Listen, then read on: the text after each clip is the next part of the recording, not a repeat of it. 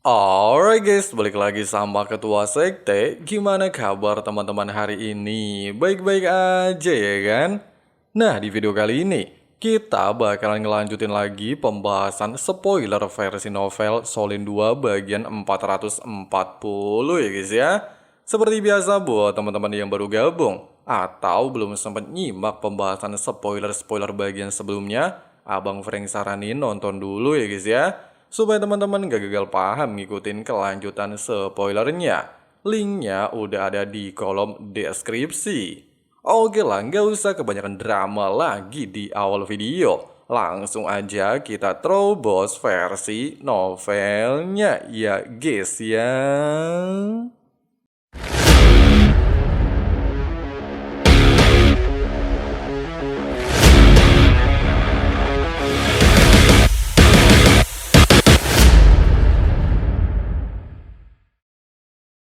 Demi bertahan hidup dari amukan Raja Dewa Tangsan, Wu Yuhao telah melepaskan seluruh kekuatannya untuk melarikan diri. Sementara Tangsan yang memang hanya ingin menguji Yu Hao tidaklah melakukan pengejaran. Dia hanya kagum mengetahui fakta. Yu Hao telah mampu mengendalikan kekuatan Dewa Emosi hampir sepenuhnya sempurna. Singkatnya, ketika sudah berada jauh dari lokasi Tangsan dan aura pembunuhan yang dirasakan Yu Hao menghilang, lingkungan di sekitarnya berangsur-angsur menjadi ilusi, memperlihatkan hutan luas tak berujung. Bahkan ketika Yu Hao melepaskan indera ilahinya, dia sama sekali tidak mampu merasakan apapun selain pepohonan dan rumput yang tidak ada habisnya. Kehidupan Wu Yuhao untuk sementara waktu berada dalam keadaan aman, tetapi hatinya dipenuhi rasa pahit. Setelah melakukan begitu banyak penderitaan untuk menjadi seorang dewa, dia justru terjebak dalam situasi yang membuatnya hampir tak berdaya. Ayah mertuanya adalah sosok yang terlalu kuat dan seorang penegak hukum alam dewa, sementara dirinya sendiri baru saja melangkah ke alam dewa dan belum terbiasa dengan apapun. Dalam kondisi seperti ini, mencari Tang Wutong terasa hampir mustahil. Sambil tertawa getir, Wu Yuhao terus berjalan. Apapun yang terjadi, dia harus meninggalkan hutan. Dia tidak berani terbang, pasalnya akan membuatnya mudah menarik perhatian. Selain itu, hutan tempatnya berada terasa aneh, seolah-olah ada kekuatan mistis yang menyelimuti seluruh area. Bahkan indera ilahinya tidak mampu menjangkau tempat yang jauh. Singkatnya, tidak terasa dia sudah berapa lama berjalan. Pemandangan di hadapannya tiba-tiba berubah. Pepohonan menipis dan sebuah danau kecil muncul. Begitu melihat danau tersebut, Wu Yuho tertegun. Pasalnya danau tersebut sangat mirip dengan danau kehidupan di dalam hutan Stardo. Di saat Yu Hao masih terkejut, matanya menangkap sesuatu yang lain.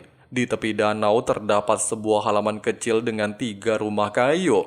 Bangunannya tidak besar, tetapi terlihat indah dan tertata rapi, memancarkan keindahan yang tenang dan puitis. Dengan harapan bisa mendapatkan informasi tentang alam dewa, serta ada dewa lain yang bisa dia temui, Wu Yuhao lantas memberanikan diri untuk mendekat dan memanggil dengan sangat sopan.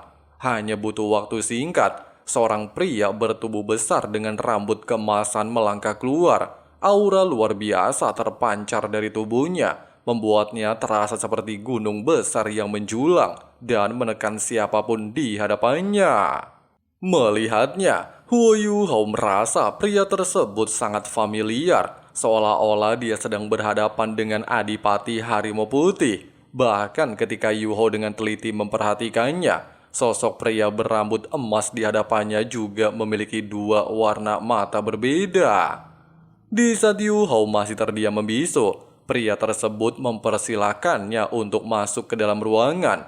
Meski Yuhao mengangguk, namun pikirannya masih fokus tentang sosok di hadapannya. Dia seperti memiliki dugaan, namun dia belum berani untuk memastikannya. Tidak berselang lama, suara lain terdengar, memunculkan seorang wanita berambut hitam dan menggunakan gaun hitam dengan penampilan sangat anggun dan seksi. Wajahnya juga cantik dan sangat dewasa. Meski tatapannya dingin, namun dipenuhi kelembutan dan menyimpan sikap wibawa sangat dalam. Bahkan sebelum Yu Hao bisa bereaksi, wanita tersebut mengenali identitas Wo Yu Hao serta menyambutnya dengan sangat hangat, sehingga membuat Wo Yu Hao sempat tertegun namun tidak mengatakan apapun. Tepat ketika sang wanita bersanda gurau dengan pria berambut emas, serta mengatakan Yu Hao pastilah lebih kuat darinya karena telah mewarisi dewa tingkat 1, pria berambut emas justru tertawa dan mengatakan dengan bangga kalau Yu Hao memanglah keturunan terbaiknya. Mendengarkan hal tersebut seketika membuat Huo Yu Hao bergetar, sekaligus sudah mengonfirmasi dugaannya. Bahkan dia tanpa ragu bertanya, siapa sebenarnya kedua orang di hadapannya. Tanpa ragu lagi, pria berambut emas mengungkapkan identitasnya bernama Dai Mubai, sementara wanita di sampingnya adalah istrinya yang dikenal dengan sebutan Zuzu King.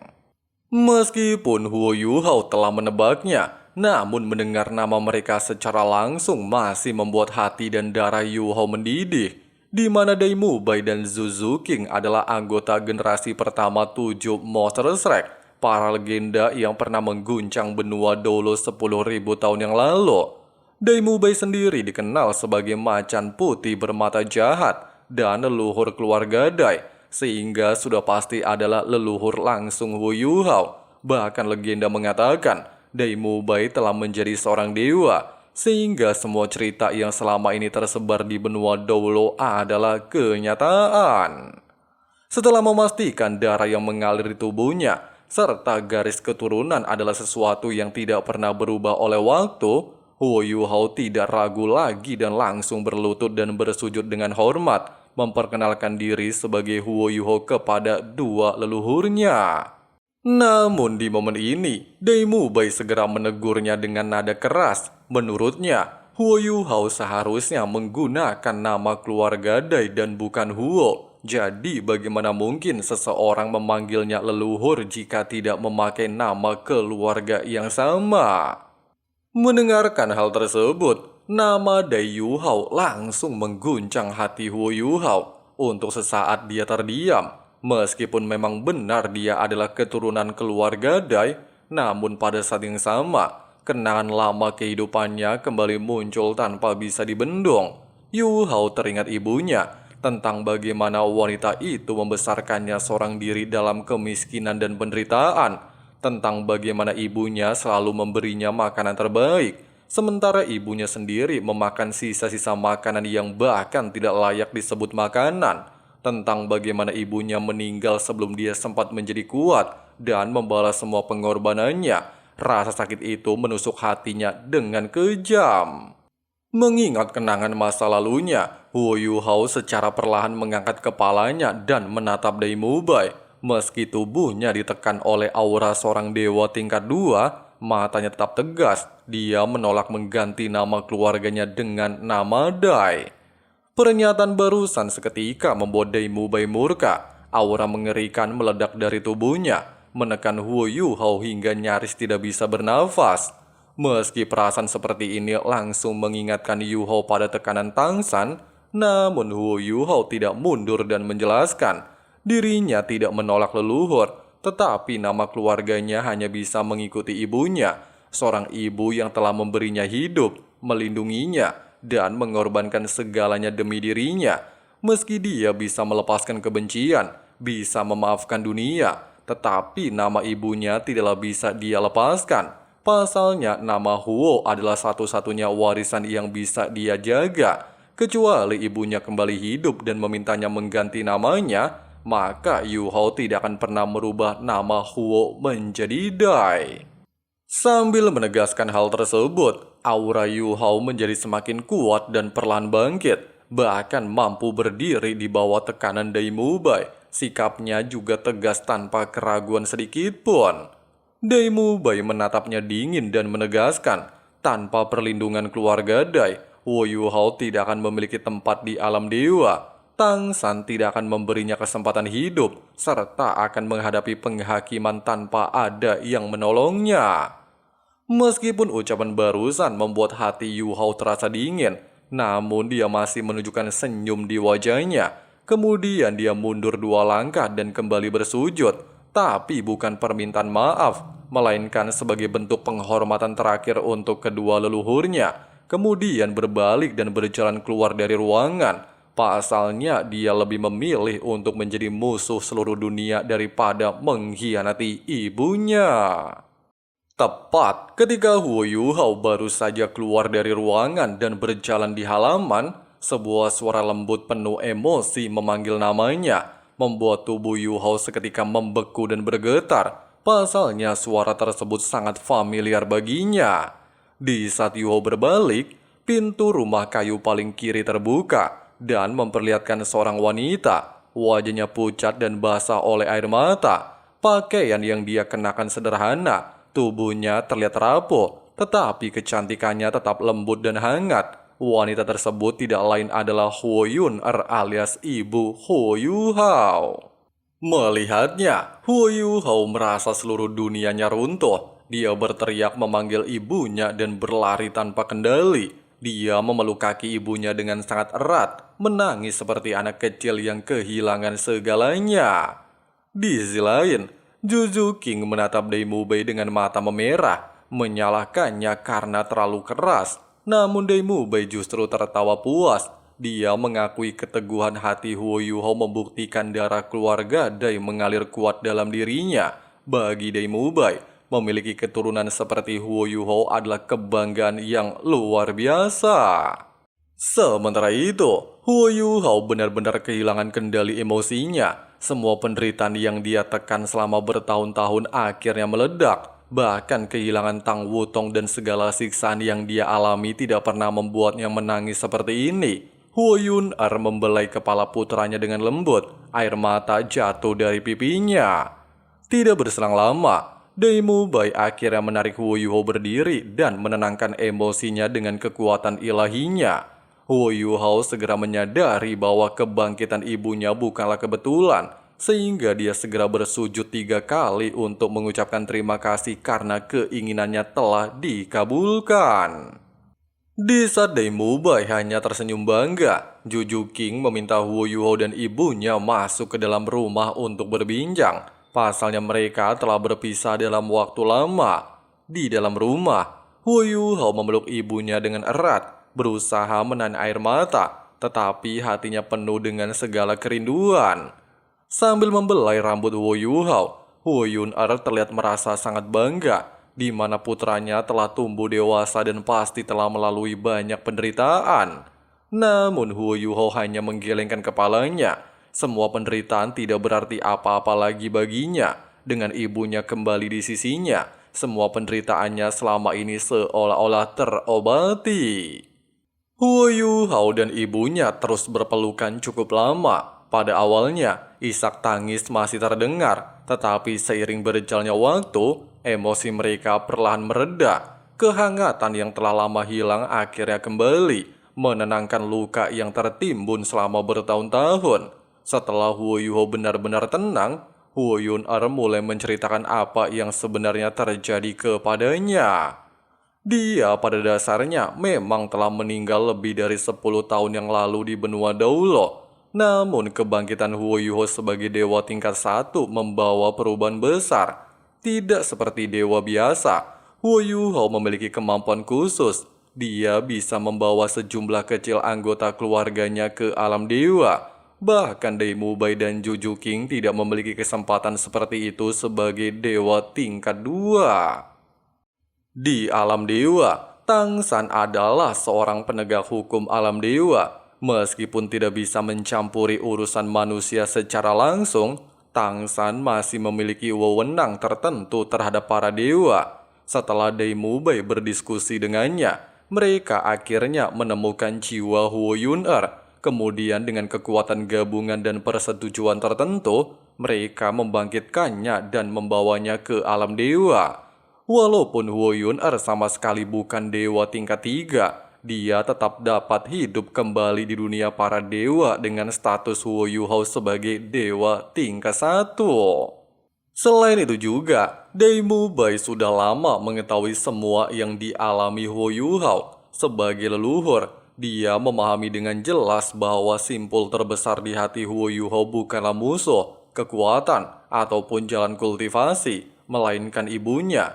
Selama ikatan ini belum dilepaskan, Huo Yuho tidak akan pernah benar-benar sempurna sebagai seorang dewa. Itulah sebabnya Dai Mubai mengambil keputusan untuk membangkitkan Huo Yun-er.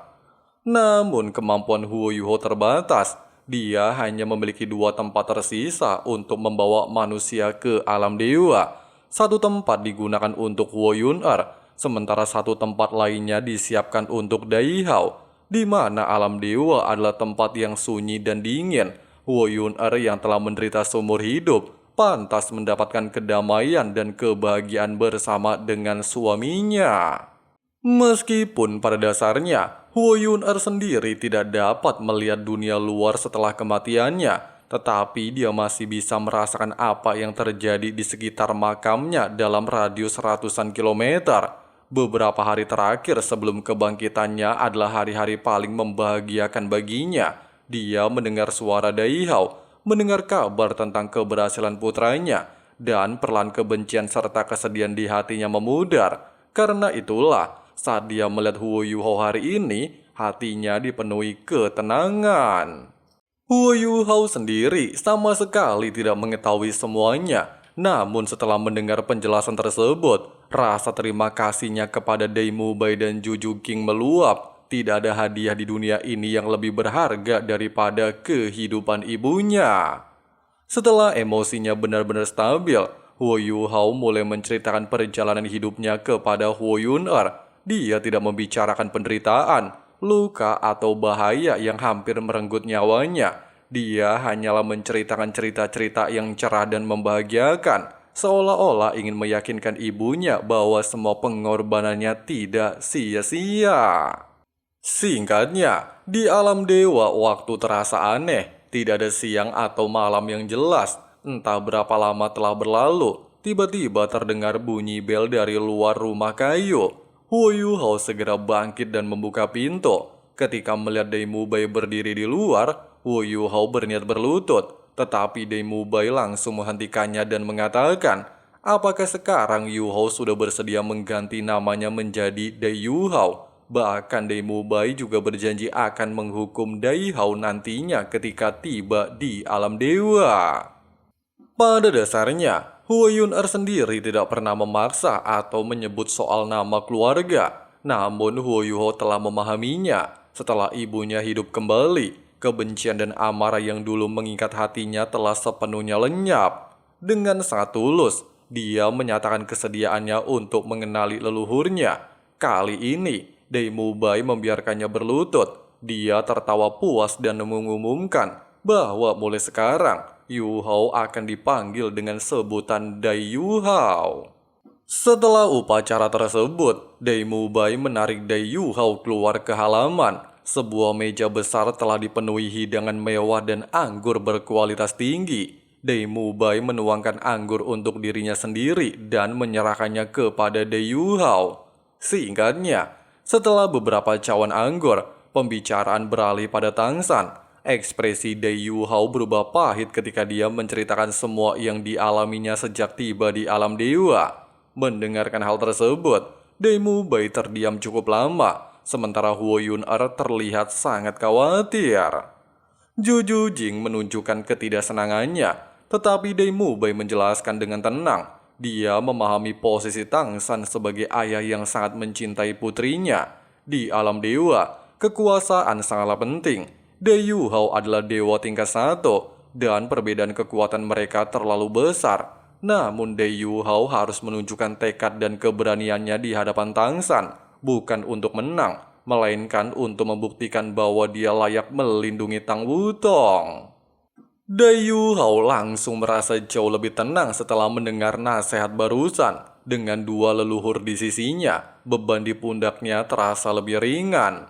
Setelah pesta berakhir, Dai Mubai dan Juju Jing membiarkan Huo Yun-er tinggal di rumah kayu, serta membawa Dai Yu Hao terbang ke langit alam dewa.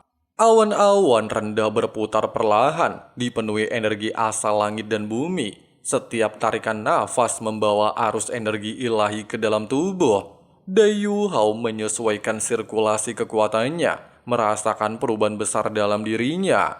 Daimu Bai menegurnya dengan tegas dan mengatakan, jika Yu Hao menghadapi Tang San tanpa keinginan untuk menang, maka dia sudah kalah bahkan sebelum bertarung. Keinginan adalah fondasi dari kekuatan sejati. Kata-kata barusan mengguncang hati Dayu Hao. Dia memang tidak berniat melukai ayah Tang Wutong, tetapi dia kini menyadari bahwa keraguan hanya akan melemahkannya. Kekuatan yang dia rasakan sejak memasuki alam dewa perlahan menghilang. Keyakinannya kembali tumbuh. Dia telah menaklukkan begitu banyak rintangan di dunia fana. Alam dewa bukan untuk ditakuti, melainkan untuk ditaklukkan. Nah guys, seperti itulah pembahasan alur cerita Donghua Shonen 2 ya guys ya. Dan kita bentar lagi tamat ya guys ya di Shonen season 2 nya. Dan akan lanjut lagi ke legenda alam dewa alias spoiler Shonen 2,5 ya guys ya. Jadi supaya teman-teman gak ketinggalan updatean spoilernya, langsung aja klik subrek dan nyalain notifikasinya ya guys ya. Oke lah, makasih banyak banget buat teman-teman yang udah nonton sampai habis. Di sini Abang Frank si Ketua Sekte undur diri dulu. See you and bye. Bye. Really need a mask with all I've been through. I've been making changes for the ages. 5-10 year plans are contagious. I attack that shit, I'm tenacious. And if you ain't, get the fuck out of my way then. Got one life, I won't regret it. I will fight until I get it. I'll look back one day from heaven and say, damn, I learned some lessons. And say, damn, I have no questions. I had fun in every second, and the journey was a blessing, yeah.